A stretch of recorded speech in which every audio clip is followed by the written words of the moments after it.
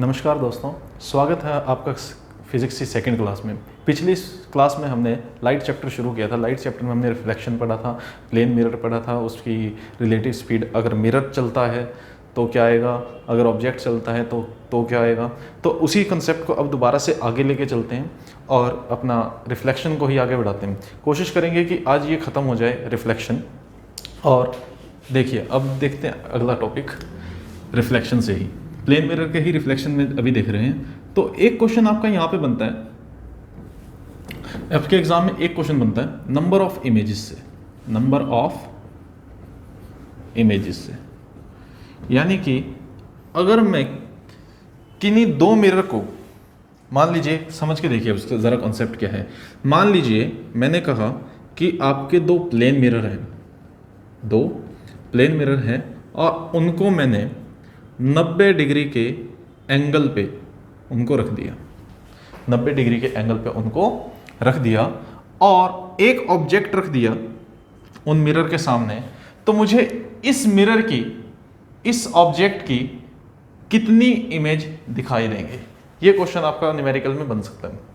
तो ज़रा दिमाग लगाइए और सोचिए कि इसकी कितनी इमेज बन सकती है। चलिए, अब ज़रा अगर मैं कॉन्सेप्ट बताऊं, बाद में इसकी ट्रिक बताऊंगा। तो ज़रा देखिए, इस ऑब्जेक्ट की इस मिरर में इमेज क्या बनेगी, यहां इस मिरर में इसकी इमेज क्या बनेगी, यहां पे। और इन दोनों का इंटरसेक्शन जहां पे भी होगा, दोनों इमेज का, एक इमेज आपकी वहां पे भी बनेगी। यानी कि अगर किसी भी मिरर को, किन्हीं भी दो मिरर को मैं 90 डिग्री एंगल पर रखूं और उनके सामने किसी ऑब्जेक्ट को प्लेस कर दिया जाए, तो उसकी आपको 3 प्रतिबिंब दिखाई देंगे, 3 इमेज उसकी दिखाई देंगे। ये तो हो गया कॉन्सेप्ट, हमने बना के देख लिया। मान लीजिए 60 डिग्री पे दे दे क्वेश्चन में, 120 डिग्री पे दे दे, 30 डिग्री पे दे दे, 45 डिग्री पे दे दे, फिर आप क्या करेंगे? तो उसके लिए मैं आपको एक ट्रिक लिखवा रहा हूं, इसको याद कर लेना। नंबर ऑफ इमेज निकालने के लिए आप क्या कर सकते हैं, 360 बटे में थीटा -1, इस फॉर्मूले को आप याद कर लीजिए और इससे आपको क्या मिल जाएंगी, नंबर ऑफ इमेजेस आपको मिल जाएंगी। जैसे कि अगर इस क्वेश्चन की बात करूं, इसमें थीटा कितना दिया था आपको, यानी कि मिरर के बीच का एंगल कितना था। ये जो थीटा है क्या है, दर्पणों के बीच का कोण है। यह है दर्पणों के बीच का कोण, एंगल बिटवीन मिरर्स। तो क्या आएगा, 360 बटे 90 -1, और 90 को 360 से भाग दे देंगे, 360 को 90 से भाग दे देंगे, 4 - 1 क्या आ जाएगा, 3। ठीक है, तो हमने भी क्या बनाई थी, 3 इमेजेस बनाई थी। अब आपके लिए क्वेश्चन, मान लीजिए थीटा अगर 60 हो, थीटा अगर 60 हो तो कितनी इमेजेस बनेंगे, ट्राई कीजिए। चलिए रख दीजिए, सिंपल वैल्यू पुट करनी है आपको फॉर्मूले में, 360 बटे 60 -1, बताना जरा आंसर क्या आएगा, 5। 360 को 60 से भाग देंगे, 6 और -1। मान लीजिए थीटा 45 है, थीटा 45 है, तो फिर तो रख दीजिए 360 बटे 45 -1। ज़रा देखिए भाग करके, काट दो इसको, 9 पे काट दो,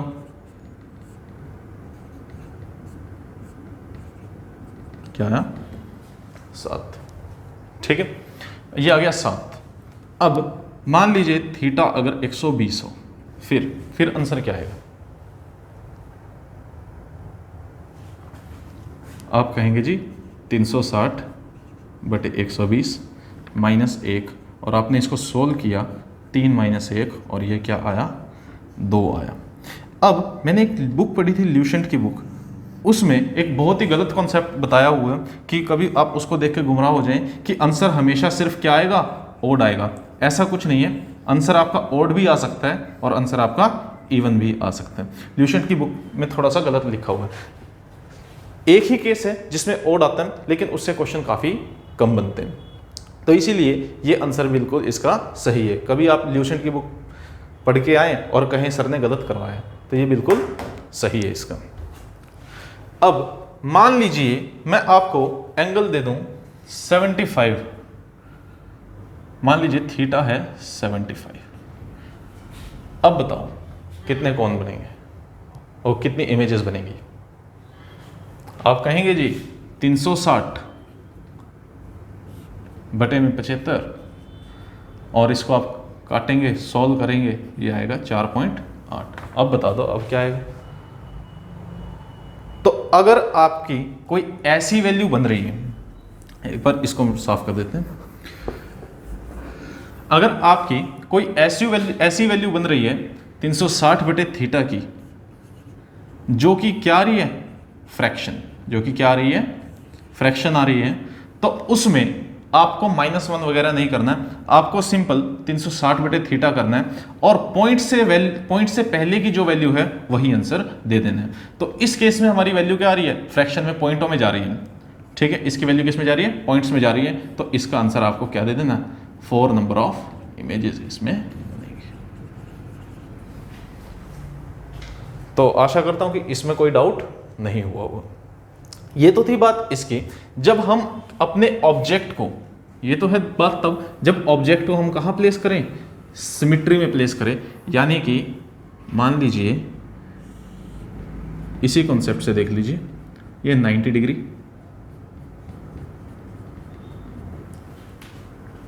90 डिग्री पे मैंने रख दिया। अभी मैंने क्या किया था? ऑब्जेक्ट को बिल्कुल बीच में रखा था। ऑब्जेक्ट को कहाँ पे प्लेस किया था? बिल्कुल बीच में। इस केस को हम क्या बोलते हैं? सिमेट्रिक केस बोलते हैं। इस केस को क्या बोलते हैं? सिमेट्रिक केस बोलते हैं।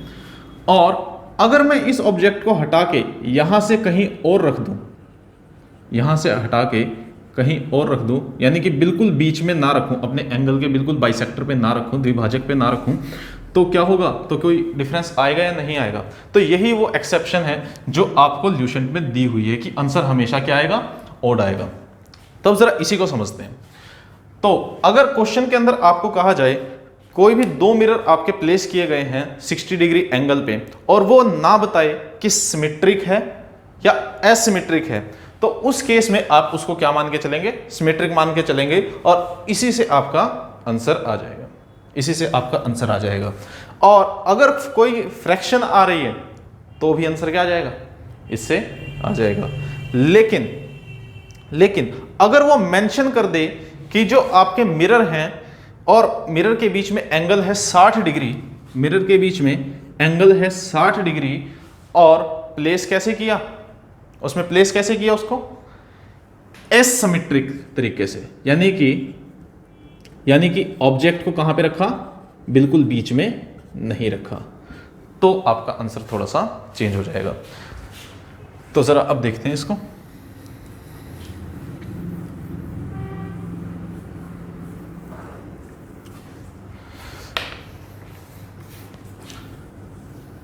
मान लीजिए, तो सिमेट्रिक के लिए आपका केस हो गया ये, एसिमेट्रिक के लिए लिख लीजिए। अब एसिमेट्रिक के लिए आपको क्या करना है? 360 बटे थीटा करना है। इसको क्या करना है? आपको सिर्फ इसको डिवाइड करना है 360 बटे थीटा। जैसे ही अब मैंने कहा कि आपका जो एंगल है वो है 60 डिग्री, और ऑब्जेक्ट जो प्लेस किया है एसिमेट्रिकली प्लेस किया है, यानी कि मान लीजिए ये आपके मिरर हो गए दो, उसको बिल्कुल इसके बीच में ना प्लेस करके मैंने उसको कहीं और प्लेस कर दिया, ठीक है, कहीं और प्लेस कर दिया, तो उस केस में आपका वो फॉर्मूला नहीं लगेगा। आपको क्या करना पड़ेगा? इस तरीके से थोड़ा जाना पड़ेगा। तो आप क्या करेंगे? 360 में बटे 60 कर देंगे, क्योंकि थीटा की वैल्यू क्या दी थी? 60 दी थी। इसको सोल्व कीजिए और आंसर क्या आया? 6। अब ये 6 आंसर इसका नहीं हो सकता, क्योंकि एसिमेट्रिक केस में आपको ये याद रखना है, आंसर हमेशा क्या आएगा? एक ऑड नंबर आएगा। आंसर हमेशा क्या आएगा? एक ऑड नंबर आएगा। ऑड यानी कि विषम संख्या आएगी। वो आपको पता है, मुझे बताने की जरूरत नहीं है। तो अब हमें इसे, अगर ये विषम नहीं आया तो अब हमें इसे विषम बनाना पड़ेगा, और विषम बनाने के लिए आप हमेशा माइनस करना है। तो मैं अगर इसमें से 1 घटा दूं तो आंसर क्या आएगा? 5। तो इसका मतलब अगर 60 डिग्री पर एसिमेट्रिकल तरीके से कोई इमेज ऑब्जेक्ट रखा जाए तो उसकी 6 इमेज नहीं कितनी बनेगी, 5 इमेज बनेगी, और इसमें आंसर क्या आएगा, हमेशा ओड आएगा। ठीक है, ये कंफ्यूज करने के लिए आपको कई बार एंगल देता है 120 डिग्री, एंगल क्या देता है 120 डिग्री। अब आपने क्या सीखा है, ठीक है, अब आपने क्या सीखा, 360 बटे थीटा कर देंगे और ये आएगा 2, ये आया क्या इवन, लेकिन आना चाहिए क्या ओड। लेकिन क्या मैंने इस क्वेश्चन में कहा कि ये सिमेट्रिकल है या एसिमेट्रिकल है? अगर सिमेट्रिकल है, सॉरी इसको थोड़ा सा चेंज कीजिए, 36 बटे 12 3 होता है, ये क्या आ गया, ओड आ गया। ठीक है, तो अब अगर ये सिमेट्रिकल है तो आंसर क्या आएगा, अगर मैं इधर लिख दूं सिमेट्रिकल तो आंसर क्या आना चाहिए, इस फॉर्मूले से आना चाहिए, यानी कि मुझे इसमें से -1 करना चाहिए, ये आ गया इवन। अगर मैं इसको बोल दूं ये एसिमेट्रिकल है तो आप क्या करेंगे, 360 बटे 120 और 3, आपने चेक किया ये तो ओड आ गया, और ओड ही तो आंसर होता है, तो एसिमेट्रिकल केस में यही आंसर हो जाएगा, एसिमेट्रिकल केस में यही आंसर हो जाएगा। और फ्रैक्शन के केस में, फ्रैक्शन के केस में कुछ नहीं, फ्रैक्शन के केस में सिमेट्रिकल और एसिमेट्रिकल में दोनों में यही चलता है, 360 बटे थीटा, और जो भी आपके पॉइंट से पहले की वैल्यू होती है वो आपका आंसर आ जाता है। देखिए इसमें नंबर ऑफ इमेजेस में ये लास्ट कॉन्सेप्ट था जो न्यूमेरिकल बेस था, एक थोड़े बहुत छोटे छोटे से एप्लीकेशंस हैं वो जरा एक बार समझ लेते हैं। तो इसको रब कर देता हूं मैं।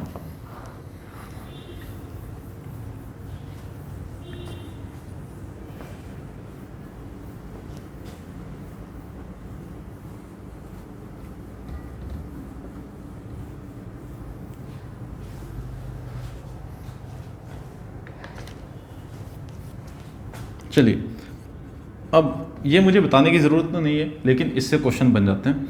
यूजेस ऑफ प्लेन मिरर से, बताइए प्लेन मिरर कहाँ पे यूज़ होता है? तो पता ही है आपको प्लेन मिरर कहाँ पे यूज़ होता है। सबसे पहले तो आपको पता है आपके घरों में यूज़ होता है, होम में यूज़ होता है, लेकिन एग्ज़ाम में होम लिखा नहीं मिलता, एग्ज़ाम में मिलता है बाथरूम।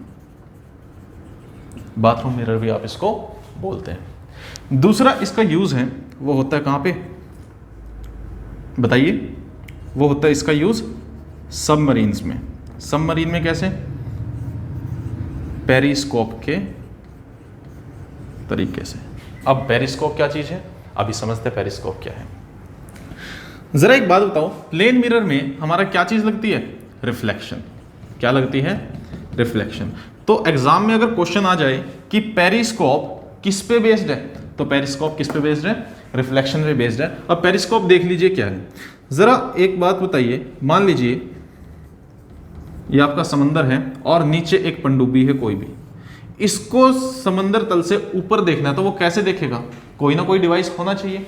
तो वो कोई डिवाइस क्या चीज़ है? पेरिस्कोप। पेरिस्कोप कुछ इस प्रकार से होता है। पेरिस्कोप क्या होता है? कुछ इस जेड के आकार का पेरिस्कोप होता है, और इसका वर्किंग प्रिंसिपल किस पे बेस है? रिफ्लेक्शन पे बेस है। बहुत ही सिंपल वर्किंग है। एक प्लेन मिरर इसका यहां पे लगा होता है और एक प्लेन मिरर इस तरफ लगा होता है। अब जैसा कि आपको पता है हमें दिखाई कैसे देते हैं? ऑब्जेक्ट से लाइट टकरा के हमारी आंखों तक जाती है और हमें दिखाई देता है।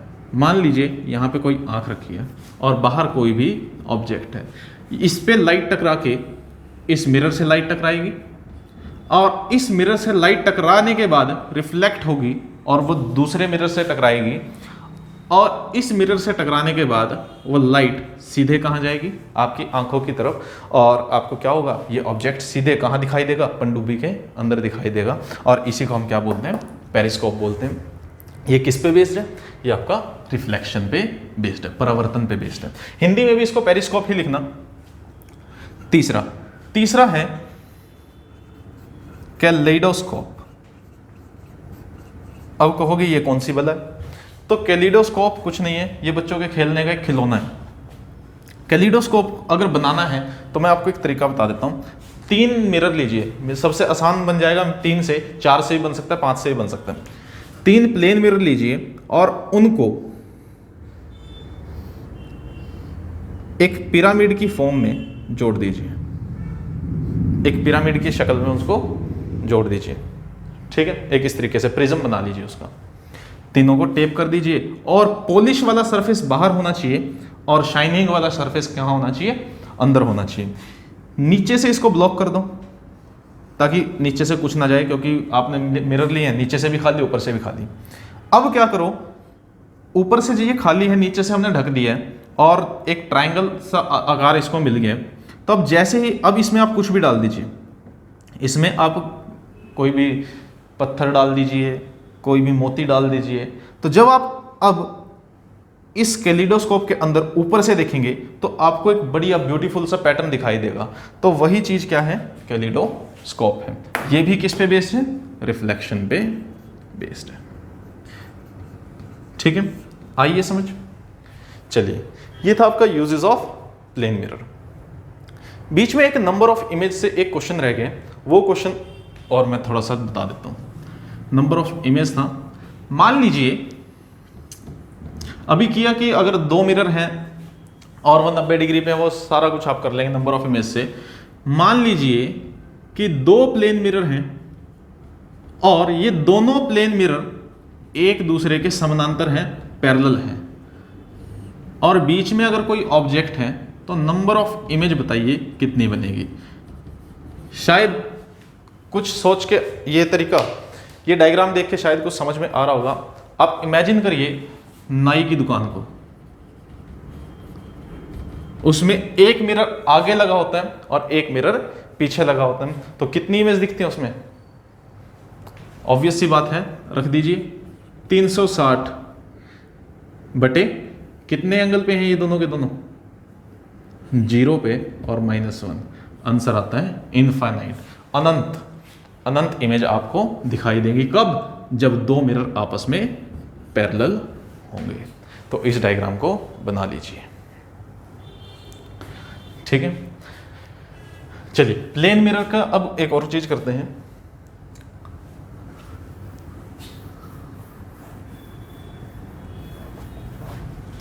मैग्निफिकेशन से कई बार क्वेश्चन आ जाता है, सीधे पूछ लेता है मैग्निफिकेशन, प्लेन मिरर की मैग्निफिकेशन क्या होती है?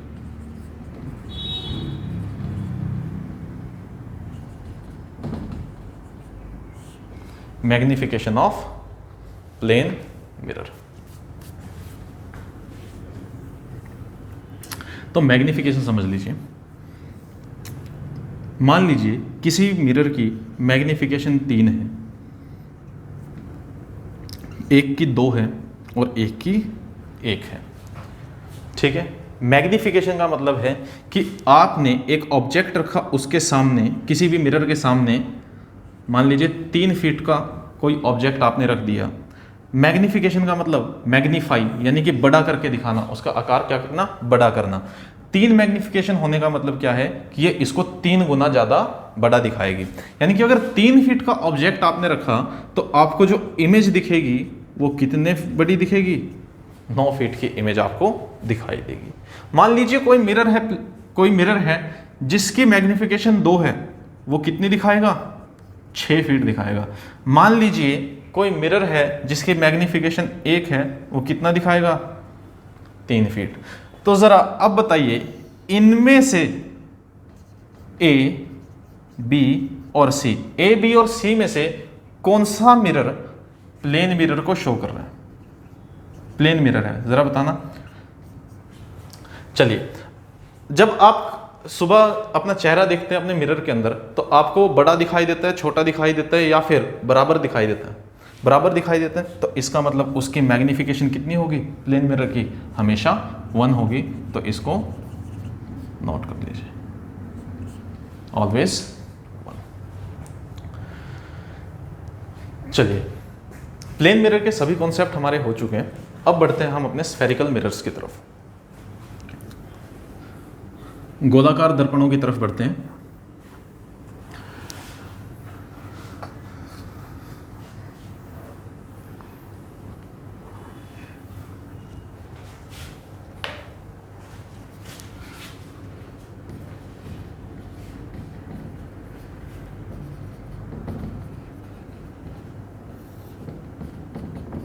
गोलाकार दर्पण। समझ आ ही रहा होगा गोलाकार दर्पण का मतलब क्या है, कि दर्पण जो होगा गोल होगा या फिर किसी गोल चीज में से वो दर्पण काटा होगा। तो मान लीजिए एक स्फीयर मैं मानता हूं, एक स्फीयर मैंने मान लिया, ये हो गया गोलाकार, ठीक है। ये एक कांच का टुकड़ा है जो कि क्या है, गोल है। अब मैंने क्या किया, इसको काट दिया, इसको काट दिया और इसको पॉलिश कर दिया। मान लीजिए दो हिस्से हैं मेरे पास और मैंने उनको कर दिया। अब मैंने इसको पॉलिश करना है, तो मेरे पास अब पॉलिश करने के इसको दो तरीके हैं। दो तरीके कैसे, एक तो मैं ये अंदर वाली तरफ को छोड़ के बाहर वाली साइड को क्या कर दूं, पॉलिश कर दूं, तो मुझे जो अपनी इमेज दिखाई देगी वो इस गहरी तरफ दिखाई देगी, है या नहीं। एक जो शीशा मिला मुझे वो कैसा मिला, जो अंदर की तरफ थोड़ा सा कर्व है, गहरा है। इस टाइप के मिरर को हम क्या बोलते हैं, कनकेव मिरर इसको हम बोलते हैं। हिंदी में इसको बोलते हैं अवतल दर्पण। इसको क्या बोलते हैं, अवतल दर्पण। अब अगर मैं इसको अंदर की तरफ, बाहर की तरफ पॉलिश ना करके अंदर की तरफ पॉलिश कर दूं, तो गोलाई वाली जो सतह है उस पे शाइनिंग होगी। इस मिरर को हम बोलते हैं कन्वेक्स मिरर, जो कि होता है आपका उत्तल दर्पण, ठीक है, जो कि आपका होगा उत्तल दर्पण। अब जरा एक बात बताना, मैंने इस मिरर को काटा था किस में से, एक गोलाकार में से।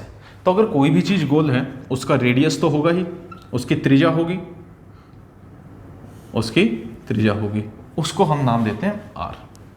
उसको हम क्या नाम देते हैं, आर, और इसको हम बोलते हैं रेडियस ऑफ कर्वेचर। इन सारी बातों को ध्यान रखना। आर क्या हो गया, रेडियस ऑफ कर्वेचर। हिंदी वाले भी इसको ऐसे ही याद रखना क्योंकि क्वेश्चन ऐसे ही आता है, आर। इसका जो बिल्कुल, इस आर का जो बिल्कुल हाफ है, बिल्कुल आधा, वो क्या हो जाता है, फोकस हो जाता है। उसको हम क्या बोलते हैं, फोकस, केंद्र हो जाता है मिरर का। ये हो गया फोकस, ठीक है।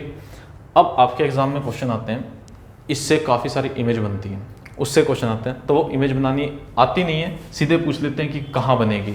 मान लीजिए वो बोल देगा कि हमने एक ऑब्जेक्ट को आर पे रख दिया और इसकी इमेज बताओ कहाँ पे बनेगी, तो वो आपको बताना होता है। तो अभी उसके लिए तो मैं एक टेबल बनवा दूंगा और एक इमेज मैं आपको बना के दिखाता हूँ कि कैसे पूछता है वो क्वेश्चन, ठीक है। सबसे पहली चीज़, आपको कोई भी इमेज बनाने के लिए आपको जो चीज़ याद रखनी है वो ये है कि अगर स्फेरिकल मिरर में कोई भी रे पैरेलल जा रही है, कोई भी रे अगर पैरेलल जा रही है तो वो हमेशा फोकस की तरफ मुड़ेगी। किधर मुड़ेगी, फोकस की तरफ। सबसे पहला पॉइंट तो है ये, इमेज बनाने के लिए ये, इससे क्वेश्चन कभी नहीं आता, ये सिर्फ इमेज बनाने के लिए। बाय चांस आपको टेबल याद ना रहे और आपको ये बनानी है तो आप कैसे, कोई भी इमेज, अगर कोई भी रे है वो पैरेलल जा रही है तो वो किस तरफ मुड़ेगी, फोकस की तरफ मुड़ेगी। और दूसरा पॉइंट क्या है कि अगर कोई रे रेडियस ऑफ कर्वेचर से पास हो रही है तो वो वापिस उसी डायरेक्शन पे चली जाएगी। वापिस से कहाँ चली जाएगी, उसी डायरेक्शन पे वापिस हो जाएगी, ठीक है। अब जहां पे भी ये दो रे आपकी टकराएंगी वहीं पे आपकी हमेशा क्या बनेगी, इमेज बनेगी। वहीं पे हमेशा क्या बनेगी, इमेज बनेगी, ठीक है।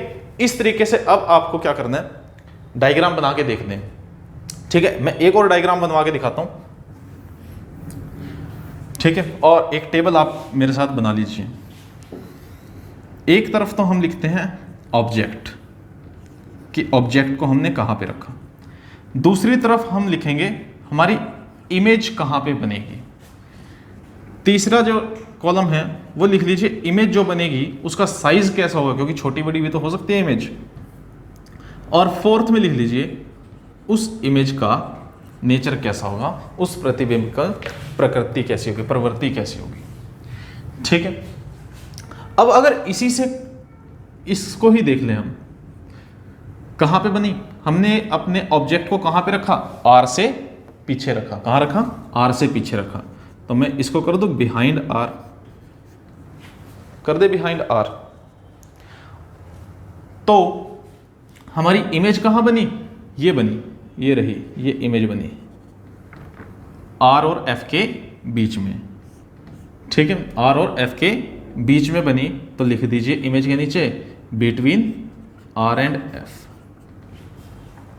साइज, ये मेरा ऑब्जेक्ट, ये मेरी इमेज बड़ी बनी है छोटी बनी, छोटी बनी, तो मैं इसको लिख दूंगा छोटी बनी है। इंग्लिश में आप इसको लिख देंगे डिमिनिश्ड, इंग्लिश में डिमिनिश्ड होता है और हिंदी में तो छोटी ही होगा। नेचर, नेचर ऑफ इमेज, अगर मेरी इमेज ऐसा ऑब्जेक्ट रखा और इमेज मेरी बिल्कुल सीधी की सीधी बन जाए, मैंने आपको बताया था वो क्या बनती थी, वर्चुअल एंड इरेक्ट बनती थी, प्लेन मिरर में हमने पढ़ा था। लेकिन इस मिरर से जो इमेज बनती है वो बनती है उल्टी। वो कैसे बनती है, उल्टी बनती है। अगर उल्टी बनती है तो हम इसको क्या बोलते हैं, इन्वर्टेड बोलते हैं। और रियल का मतलब अभी समझा देता हूं। तो इसको लिखते हैं हम रियल एंड इन्वर्टेड, यानी कि हिंदी में एक बार लिखता हूं, बाकी अपने आप लिख लेना, वास्तविक और उल्टी। वास्तविक और उल्टी बनती है। ठीक है, रियल का मतलब क्या है, देखो अगर मेरी इमेज, मैंने ये प्लेन मिरर रखा, यहां इमेज, यहां ऑब्जेक्ट था, इमेज बनी मेरी मिरर के अंदर, तो उसको तो मैंने क्या कहा, वर्चुअल, क्योंकि वो उस इमेज को मैं छू नहीं सकता, उस इमेज को मैं क्या नहीं कर सकता, छू नहीं सकता। लेकिन इधर जरा देखना, मेरी जो ऑब्जेक्ट है यहां पे है, इमेज अगर इस तरफ कहीं बनती तो मैं उसको वर्चुअल बोलता, क्योंकि वो शीशे के अंदर बन रही है। लेकिन मेरी जो इमेज बन रही है इसके अंदर, वो कहां पे बन रही है, टकरा के बाहर बन रही है। यानी कि यहां पे अगर मैं कोई स्क्रीन लगाऊं तो उस स्क्रीन के ऊपर मुझे ये दिखाई देगी, उस स्क्रीन के ऊपर मुझे ये दिखाई देगी। ठीक है, तो इसीलिए इसको हम बोलते हैं रियल। यानी कि कोई भी आपकी ऐसी इमेज जिसको देखने के लिए आपको कम से कम या किसी स्क्रीन की जरूरत पड़े रखने के लिए, उसको हम क्या बोलते हैं, रियल। और अगर कोई इमेज रियल है तो उसके ज्यादातर चांसेस हैं कि वो क्या होगी, इन्वर्टेड होगी, उल्टी बनेगी। ठीक है, तो ये चीज तो हमने इससे समझ ली। अब दोबारा से एक बार देखते हैं, दोबारा बनाऊंगा। देखिए अगर आप स्केल पेंसिल से बनाएंगे तो ये इमेजेस जो हैं बिल्कुल एग्जैक्ट बनेगी, यहाँ पे थोड़ा बहुत डिफरेंस उसमें आ सकता है। मान लीजिए ये आपका कनकेव मिरर हो गया, फिर से यहाँ पे मैं उसका रेडियस मान लूँ और यहाँ पे मान लूँ f। ठीक है, अभी मैंने कहाँ रखी, r से पीछे रखी। अब मैं रखता हूँ इसको r पे। अब कहाँ पे रखते हैं, r पे रखते हैं। r पे रखने के बाद यहाँ से एक पैरेलल रे गई लाइट की टकरा के ऑब्जेक्ट से, वो कहां से पास होगी, कहां से पास हो जाएगी, वो पास होगी आपके फोकस से। वो कहां से पास हो जाएगी, फोकस से पास हो जाएगी। अब दूसरी रे आपकी जाएगी कहां से निकाली थी हमने, आर से। कहां से निकालनी है, आर से निकालनी है। अब कोई रे अगर आर से जाएगी तो उसको टकराना भी है। उसको टकराने के लिए हमें क्या करना है, मिरर भी बड़ा चाहिएगा। तो मान लीजिए हमारे पास मिरर कुछ ऐसा है, इतना बड़ा मिरर है, और वो अगर पास होके जाएगी आर से तो टकराएगी और वापस उसी तरफ आ जाएगी। जहां पे भी ये रे टकराएगी हमारी इंसिडेंट रे से, वहीं पे क्या होगा, इमेज बनेगी। वहीं पे क्या होगा, इमेज बनेगी। अब मैंने जो ऑब्जेक्ट था वो रखा था आर पे, इमेज मेरी बनी आर पे, और ज़रा ध्यान से देखना, मेरे इमेज की साइज़ और मेरे ऑब्जेक्ट की साइज़ और इमेज की साइज़ लगभग बराबर आ रही है। तो ये सिर्फ एग्जैक्ट मेजरमेंट की वजह से चेंज आ रहा है। अदरवाइज ये क्या बनती है, सेम बनती है। नेचर फिर से वही क्या बना, रियल एंड इन्वर्टेड। थोड़ा सा और समझाने के लिए एक लास्ट और ले लेते हैं, बाकी आप खुद बनाना, बाकी आप अपने उसमें खुद बनाना, मैं आपको टेबल लिखवा दूंगा।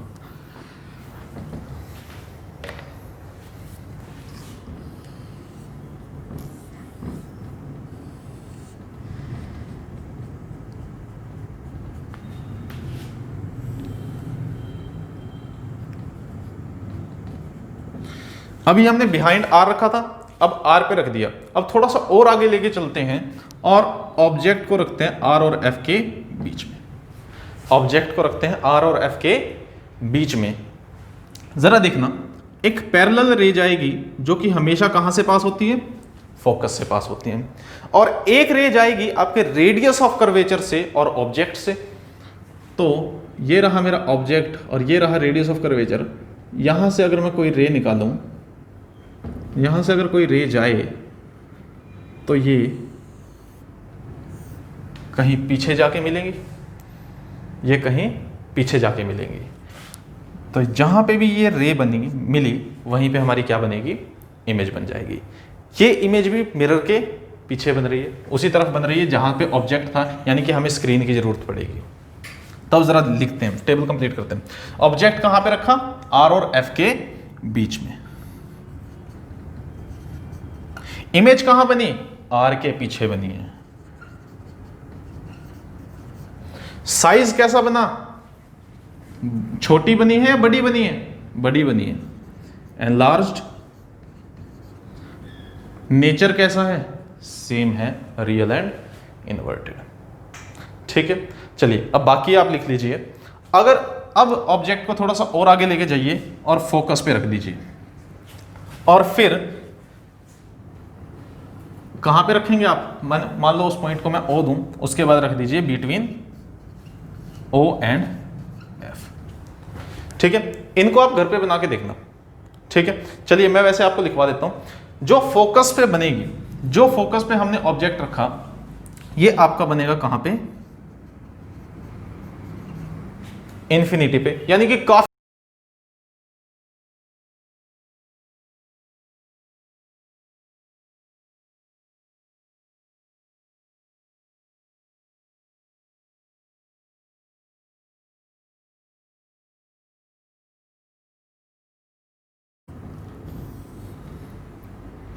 आर एफ और फोकस पे रख दिया। एक रे पैरेलल गई यहां पे, एक रे पैरेलल जाएगी यहां से। जरा देखिए, मैं इसको पीछे कितना भी बढ़ा दूं, मेरा तो बोर्ड खत्म हो गया और ये कहीं मिल नहीं रही। इसका मतलब क्या मैं बोल दूं हमारे ऑब्जेक्ट की रिस्पेक्ट में काफी दूर जाके मिलेगी, तो इसीलिए मैं इसको क्या बोल रहा हूं, इन्फिनिटी पे बोल रहा हूं। तो जहां पे भी ये मिलेंगी, मान लीजिए कहीं पे भी मिले, तो इमेज तो काफी बड़ी बनने वाली है हमारे ऑब्जेक्ट से, इसीलिए ये एनलार्ज्ड बनेगी और फिर से नेचर क्या आ जाएगा, real and inverted. Between O and F रख दीजिए, ये बड़ा इंपॉर्टेंट है, बिटवीन ओ एंड एफ का।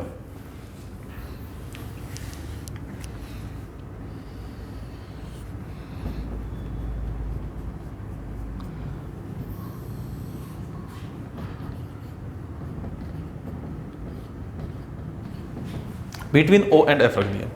वही चीज, एक रे पैरेलल निकलेगी और कहां से पास होगी, फोकस से पास होगी, और एक रे आपकी रेडियस ऑफ कर्वेचर से पास होगी। और आपने देखा ये जो है, ये बाहर की तरफ रेज दोनों की दोनों बाहर की तरफ खुलती जा रही हैं, तो क्या ये पीछे कहीं टकराएंगी, तो ये कहीं भी पीछे नहीं टकराएंगी। लेकिन क्या कभी आपने सोचा है कि अगर आप किसी मिरर के सामने ऑब्जेक्ट रखें और उसमें कभी इमेज ना बने, ऐसा भी कभी नहीं होता। किसी भी शीशे के सामने अगर आप कोई भी ऑब्जेक्ट रखेंगे, उसमें इमेज तो बनेगी ही। तो इसकी जो इमेज बनेगी, जहां पे भी ये किरणें मिलेंगी, अगर ये पीछे नहीं मिल रही तो शीशे के पीछे मिल रही होंगी, जहां पे भी इनको जगह मिलेगी। तो ये कहां, शीशे के दूसरी तरफ। और कैसी इमेज बनी, वर्चुअल और इरेक्ट बनी। तो इस पे आप स्टार डाल लीजिए, ये क्वेश्चन एग्जाम में आ जाता है। ये बनी शीशे के पीछे, बिहाइंड मिरर बनी है ये इमेज। छोटी बनी या बड़ी बनी, बड़ी बनी, तो लिख लीजिए एनलार्ज्ड। और इस बार नेचर चेंज हो जाएगा और नेचर बनेगा आपका नीचे थोड़ी जगह कम है तो ऊपर लिख रहा हूं वर्चुअल एंड इरेक्ट, सीधी और आभासी, सीधी और आभासी इमेज बनेगी। ये तो बात थी आपके कॉनकेव मिरर की। अब जरा एक बात ध्यान से देखिए, आपका जो कॉनकेव मिरर है उसमें छोटी इमेज बनती है, सेम इमेज बनती है, या फिर बड़ी इमेज बनती है या नहीं, या फिर बड़ी इमेज बनती है। तो अगर मैं आगे सामने कोई ऑब्जेक्ट छोटा रखूं तो मुझे बड़ा ऑब्जेक्ट मिलेगा, बड़ा ऑब्जेक्ट मुझे मिलेगा। तो अब जरा सोच के देखिए, ऐसी कौन सी जगह मैं इसको यूज कर सकता हूं जहां पे मुझे छोटे ऑब्जेक्ट को बड़े में देखना है। तो ऑब्वियस सी बात है, आपने पढ़ा भी होगा, अगर इसके यूज की बात करें, यूज ऑफ कनकेव मिरर, जो डेंटिस्ट है, डेंटिस्ट दांत देखने के लिए एक मिरर का यूज करता है। तो वो मिरर आपके दांत को थोड़ा सा बड़ा करके दिखा देता है, और इसीलिए डेंटिस्ट किस मिरर का इस्तेमाल करते हैं? कनकेव मिरर का इस्तेमाल करते हैं। किसका इस्तेमाल करते हैं? कनकेव मिरर का। और एक आता है शेविंग मिरर। शेविंग मिरर बोलते हैं, बाथरूम मिरर से थोड़ा सा अलग होता है। ये भी इमेज को, यानी कि फेस की इमेज को थोड़ा सा बड़ा करके दिखाने के लिए, ताकि शेविंग जो है वो आसानी से हो जाए। तो ये दो यूज आपको कनकेव मिरर के देखने को मिल सकते हैं, क्योंकि कनकेव मिरर हमें बड़ी इमेज देता है। ठीक है, अब एक लास्ट बचा आपका कन्वेक्स मिरर। लास्ट बचा कन्वेक्स मिरर। कन्वेक्स मिरर देख लेते हैं, और इसके बाद आपका रिफ्लेक्शन खत्म हो जाएगा। नेक्स्ट क्लास में फिर रिफ्रैक्शन वगैरह शुरू करेंगे।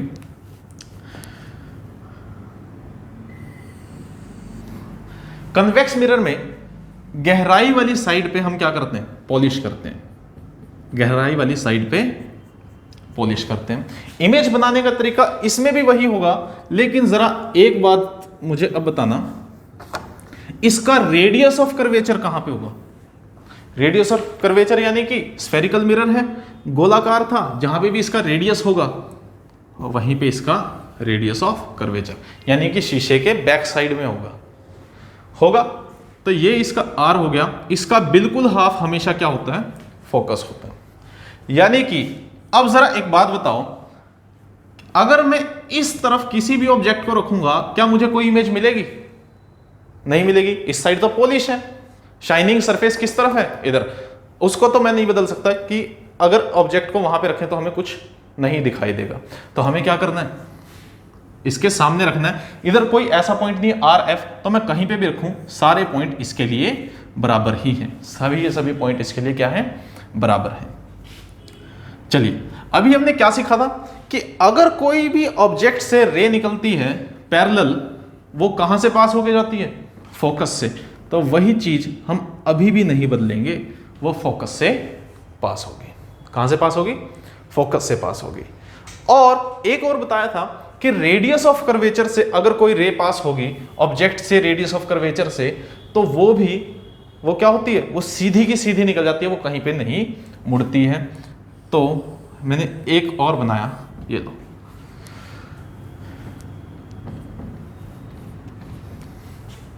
अब जहां पे भी ये टकराई हमारी इमेज वहीं बनेगी, और टकराई कहां पे? ये शीशे के पीछे। ऑब्जेक्ट शीशे के फ्रंट में था, इमेज बनी अंदर। तो जरा सबसे पहले तो मुझे इसका नेचर बता दो। इसका नेचर क्या होगा? वर्चुअल एंड इरेक्ट, सीधी और आभासी होगी। ऑब्जेक्ट कहां पे था? मिरर के सामने था, इन फ्रंट ऑफ मिरर था। बना कहां पे? मिरर के पीछे बन गया। और बना भी कहां पे? फोकस और ओ के बीच में, between O and F. Size बड़ा बना या छोटा बना? छोटा बना। ठीक है, तो मैं कर देता हूं स्मॉल, क्योंकि ज्यादा छोटा नहीं बना इसलिए डिमिनिश नहीं लिख रहे हैं, छोटा बना। ठीक है, तो इसमें सिर्फ यही बनता है। आप ऑब्जेक्ट को कहीं भी रखें, एक यही केस बनता है आपके कन्वेक्स मिरर के अंदर। अब मुझे कोई ऐसा यूज बताओ इसका जहां पे मुझे एक बड़ी चीज को छोटा करके देखना हो, तो इसका बता दो आप यूज कि कन्वेक्स मिरर आपके कहां पे यूज होते हैं। बताइए। तो ऑब्वियस सी बात है, आपकी गाड़ी के रियर व्यू मिरर, जहां पे बड़े से बड़े ट्रक को आपके मिरर के अंदर पूरा का पूरा फिट किया जा सकता है, यानी कि गाड़ी के रियर व्यू मिरर के अंदर कौन सा लेंस, कौन सा मिरर होता है, कन्वेक्स मिरर होता है।